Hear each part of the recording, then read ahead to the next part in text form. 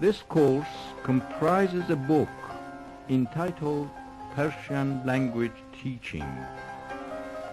In Persian آموزش زبان فارسی. تمرین 53. Exercise 53. بشنوید و تکرار کنید. Listen and repeat. خوردن، خوردن، خورد، خورد، خور، خور، دادن، دادن، داد، داد، ده، ده، دیدن، دیدن، دید، دید، بین، بین، گفتن، گفتن، گفت، گفت، گو، گو، داشتن، داشتن، داشت، داشت، دار. دار. من بعداً شما را می‌بینم. من بعداً شما را می‌بینم. آقا و خانم راجی دیشب ساعت 7:30 به دیدن ما آمدند. آقا و خانم راجی دیشب ساعت 7:30 به دیدن ما آمدند.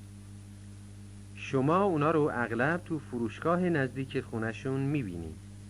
شما اونا رو اغلب تو فروشگاه نزدیک خونشون می‌بینین. اکبر همیشه یک دستمال توی جیب شلوارش دارد. اکبر همیشه یک دستمال توی جیب شلوارش دارد.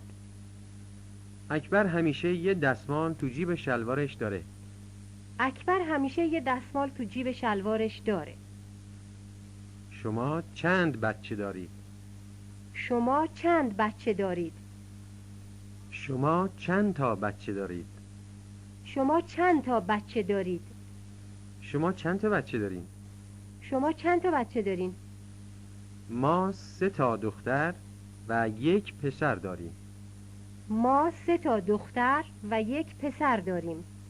ما 3 تا دختر و 1 پسر داریم.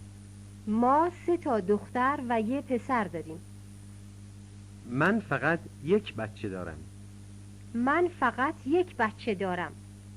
من فقط 1 بچه دارم. من فقط 1 بچه دارم. شما چند جفت جوراب دارید؟ شما چند جفت جوراب دارید؟ شما چند جفت جوراب دارید؟ شما چند جفت جوراب دارین؟ آنها 24 جفت جوراب دارند.